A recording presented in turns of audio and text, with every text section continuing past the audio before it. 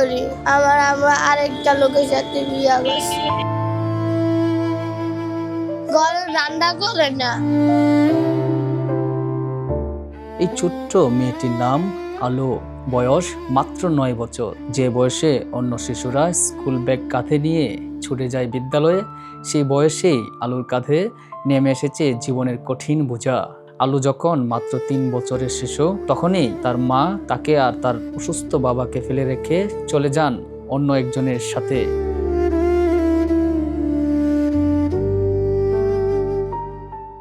সেই থেকেই বাবা মেয়ের জীবন এক অনিশ্চিত লড়াই। আলুর বাবা গুরুতর অসুস্থ, কাজ করার মতো শারীরিক শক্তি নেই। বাধ্য হয়ে রাস্তায় হাত পাতেন, মানুষের কাছে ভিক্ষা করে চলে তাদের সংসার। কিন্তু আশ্চর্যের বিষয় হলো, আলু ভিক্ষা করতে চায় না। স্কুলে যাইতে মন চায়, বন্ধুগুলো আগে খেলতে মন চায়, পড়াশোনা করতে মন চায়, ভিক্ষা করতে মন চায় না। আমার আব্বার টেকনিক দেখে আমি স্কুলে যাইতে পারি না। সে বলে, আমি ভিক্ষা করব না, আমি পড়তে চাই। দারিদ্র আলুর পায়ের নিচে শিকল পরালেও তার স্বপ্নকে এখনো বন্দী করতে পারেনি। বই খাতার প্রতি টান, জীবনের প্রতি তার লড়াই আমাদের চোখে পানি এনে দেয়। মা না, আব্বা আছে, ভাই গেছে, মা আরেকটা বিয়া করছে।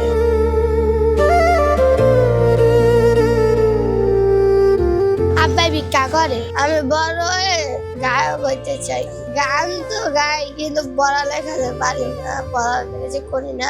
স্কুলে গিয়েছি, কিন্তু আমি আবার ঘরে রান্না করে না। টাকা থাকলে ওদের কিনা খাই, আর না থাকলে খাই না। প্রশ্ন থেকে যায়, এই আলুর হাতে কি কখনো উঠবে কলম, নাকি দারিদ্র্যের অন্ধকারে হারিয়ে যাবে এক সম্ভাবনাময় ভবিষ্যৎ? সমাজের কি দায়িত্ব নয় আলুর মতো শিশুদের হাতে ভিক্ষার থালা নয় তুলে দেওয়া শিক্ষার আলো? ক্যামেরা আশিককে সঙ্গে নিয়ে আমি মোহাম্মদ সোহেল রানা, ঢাকা প্রেস, ঢাকা।